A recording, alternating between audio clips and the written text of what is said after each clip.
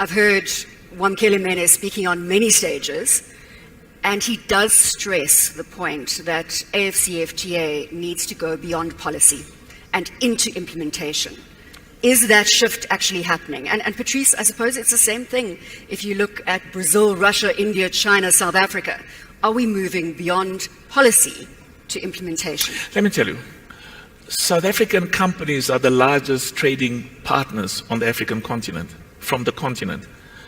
We sometimes don't give the CEOs and the companies on the continent the sort of credibility and respect they deserve. They're world class. Many of them are as good as the best in the world. So, and these are some of the things that excited us immensely because, I go to Nigeria, I go to Kenya, I go to Egypt, I go to Algeria, I go to Morocco, I go to Tanzania. I see South African companies there. Of course, I see BRICS companies as well. So I think the key issue is that the governments have to increase their partnerships with the private sector. And these discussions between the governments and the private sectors must increase significantly. And part of the purpose of these discussions is for the private sector to indicate to the governments what sort of impediments, barriers, hurdles are there to the free trade of goods and services on the African continent. But we are immensely optimistic. We had the entrepreneurial focus today and of course, center stage, small, medium enterprises. To what extent, as you say, the BRICS Business Council has the power to impact regulation, to impact policy? Let me give you an example. In 2013, we spoke about visas. If I go to China as a businessman, if I go to Brazil or India or Russia or any other part in the world, on the continent, we have to fast-track the visa process. And we understand that there are legitimate concerns about making sure that governments maintain the sovereign control of who comes in and who comes out. We don't just agree with it, we support that as well. But these are some of the low-hanging fruits. We can immediately give preferential access to businessmen from China, from India, from Brazil, from Russia, from a BRICS perspective. Give them visas, allow them to come in and look at opportunities in South Africa, on the continent. And what we spoke about was the reciprocity. The company one of our companies has invested several $billion in India. And India is an amazing place for business, and so is China, and so is Brazil. And let's stay with this theme for a moment. Are the policymakers open to the guidance that business is giving them? As you say, the low-hanging fruit is priority visas across the grouping. I've got no doubt whatsoever that the commitment and the will is there. No doubt. What is required is an extreme sense of urgency to translate that commitment and will into effective, pragmatic policy implementation. And politicians have got all sorts of pressures and demands and expectations. It happens with me as well. My son comes to me and says, yes, when the business people call you, you come, and when I call you, you don't come, you take a long time. I understand that. But the bottom line is the BRICS Business Council is a unique platform, a unique foundation for consistent engagement with the governments, with the heads of state, but more importantly, maybe equally importantly, for consistent engagements amongst the business communities to find out if I'm a Chinese businessman and I want to come and invest in South Africa, what problems are you experiencing? And how can we eliminate or reduce those problems? If I'm a South African businessman and I want to go and open a business in India, what are the hurdles and the impediments? The Business Council, part of the purpose of the Business Council is to identify those impediments and with a sense of urgency, eliminate and remove those impediments. As we remove the impediments, one of the biggest opportunities has to be market access. When you look at it as an entrepreneur and suddenly opening up the BRICS nations as a market That has to be groundbreaking. Yeah, but you see, a market, it's an opportunity until you realize, okay, until you invest, and sometimes your investment takes 5-7 years before you realize value. So, and this is in this instance where the partnerships with the governments, with the heads of state, with the ministers is critically important, because a lot of our investments are long-term investments. And the appropriate policy, legislative, economic, tax, in some cases even judicial dispensation is critically important. So I have no doubt that there is the opportunities in terms of what we can do, the magnitude of how we can grow the trade, investment, and business ties between South Africa, the African continent, and the BRICS countries. The potential is enormous. But again, sense of urgency, sense of immediacy, sense, all of us, with our governments and with our policymakers, we need to translate these good ideas we have, these big plans, into effective legislative or policy instruments that allows for the effective and free flow of goods and services. One of the criticisms has been that BRICS, the BRICS Forum, the BRICS Business Council is still at that talk shop level, and many people on the ground, the man on the street, so to say, or the woman on the street, has said, how is this going to help me at the end of the day? Yeah. Listen, we don't have time for talk shops, and that's why I seldom go to meetings or to conferences. I mean, I came today because I've got an emotional connection with the BRICS countries. Of course, I've got ties with the rest of the world, but we've got a history as South Africa with many of the BRICS countries which emanates during the years of our fights for democracy. So that history is very, very important. Of course, we've got the similar history with other parts of the world, but we build on those historical support that they've given to initiatives and the struggle towards democracy. And we want that history we use as a basis to build very strong, mutually beneficial business and investment ties. But I need to emphasize economic growth. I need to emphasize that, let me make a bad example. In football, you've got a football team that plays beautiful football, or some people will say beautiful soccer, but they don't score goals. And at the end of every year, they don't win the cup. And we don't remember the beautiful football you played, or neither do we remember the beautiful policies you've got in place. And the same applies with cricket for India. Tendulkar, wonderful. But what makes him great is because he won. So we've got to do the same in the BRICS partnership. This partnership has to translate in accessible, quantifiable investment and trade ties, and it is doing that. It is. You mentioned football, and in your capacity as president for the Confederation of African I just want to add that partnership has resulted in benefits, but in relation to where we should be, there's still a long, long way to go. Sport as a unifier. This must be something very close to your heart, and you've seen it in action. Again, you brought up the football, and as president of the Confederation for African Football, I want you to highlight that opportunity that sport can play as a unifier. We went as a family into football as part of our philanthropic obligation. I mean, we are made what we are by the people of this country and the people of the continent, and football is one of the areas where we are trying to connect with the youth and say to the youth, because, you've got to be where the youth is to try and engage with them and influence them in directions that you think is appropriate. So the key for us is Africa has got about 400 million young people between the age of 15 and 25. If we don't give a future to those 400 million people, I mean, the number is 300 million currently, and by about 2030 they expect it'll be more than 400 million. If we don't give a future to those young people, all of us don't have a future. So we use all sorts of vehicles and instruments and tools we have to connect with the youth.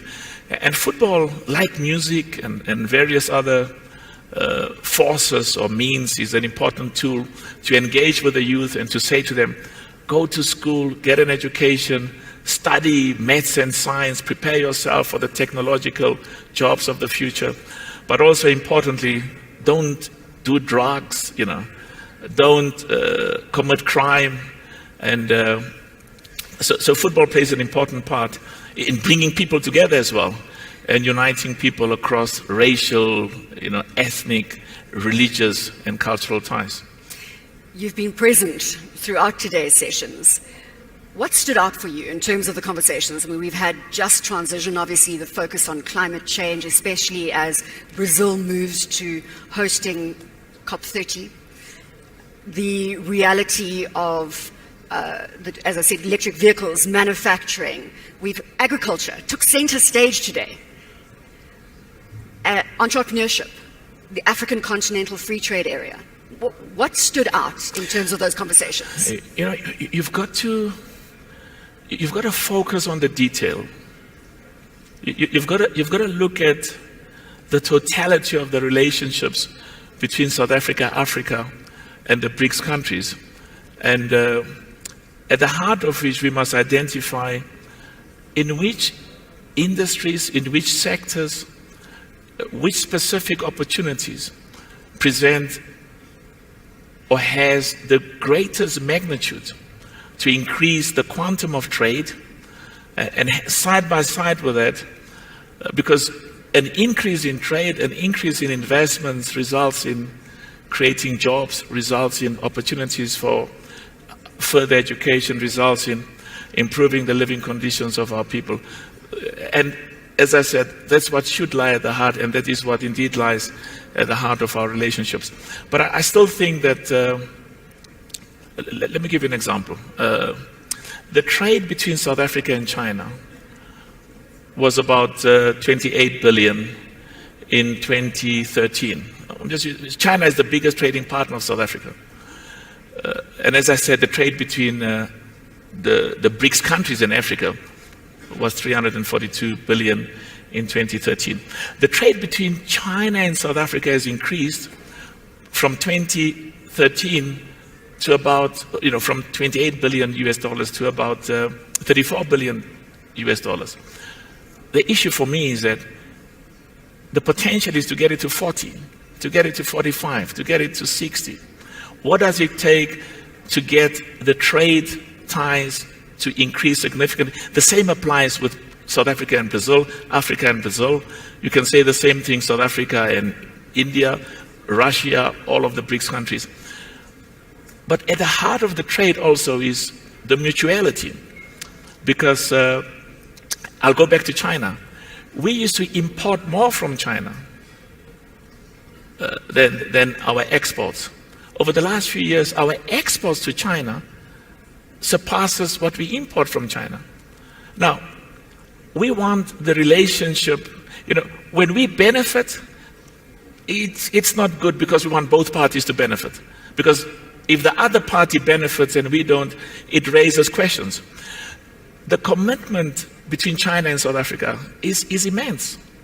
It's enormous. The same applies to the commitment between South Africa and India and the rest, all of the BRICS countries, I can say the same. At the heart of that must be the balancing of the trade and investment ties. So that, they buy from us as they do, and I know in 2013 China said to us, we want to buy more, we want to buy more. We were not as responsive or as ready as we should have been. But so I just want to conclude that at the heart of these trade relationships is mutual benefit and a balance between what we import from each other and, of course, from an African perspective, beneficiation. I saw in the notices they don't talk about the mining industry. And yet, if you look at Indonesia, I see Minister Mantashe is here and he's smiling.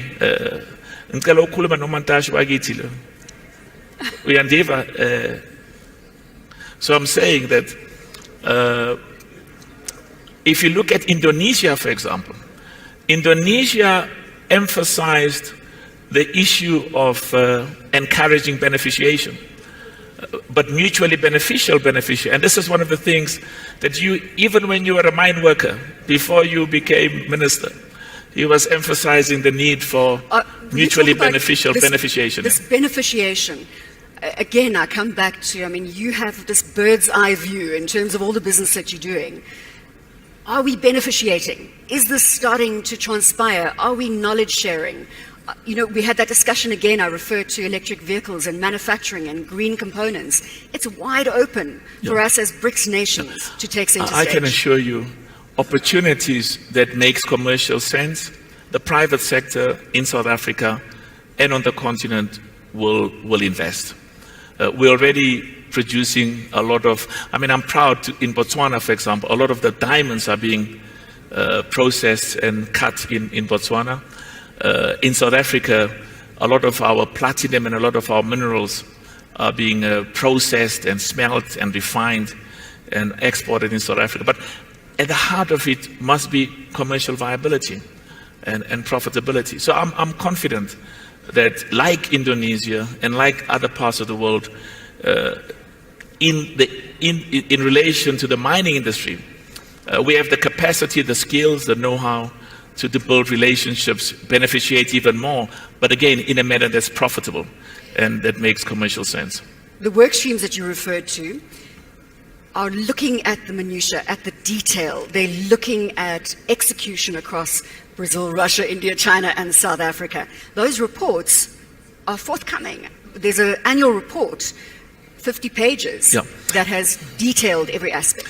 When we submitted our report, we wanted to make sure that the private sector, the people who were going to put their money behind what we were saying in the report, could look at the report and make sure that we actually also use the right words. The specificity in identifying industries and sectors, because with their sort of support and encouragement and motivation, that's an excellent foundation, because they have to put their money in China, in Russia, in India, and in Brazil. So I'm happy. I haven't seen the report that has been forthcoming now, but I know that the first report we drafted, there was an overemphasis on a focus of China must tell us what would they like to do what sort of business opportunity would they like to pursue in Africa. India must do the same. Brazil must do the same, because only when both parties, because we can say to them, come and invest in infrastructure, and they say, no, but infrastructure is not a priority. So it's when the BRICS partners identify opportunities of mutual benefit and mutual interest. That's an excellent foundation for the future. We are awaiting the heads of state. You can sing whilst you're waiting for them. You've got the opportunity to lay the context before they walk onto the stage. What do you want to resonate with them? Well, I must say my time has come and gone, because I think the new business leadership from the BRICS countries, I saw my brother from India. I was working with him in 2013, my brother from Russia, and there's a Chinese delegation, and I saw the gentleman from Marco Polo, and Brazil, India, amazing.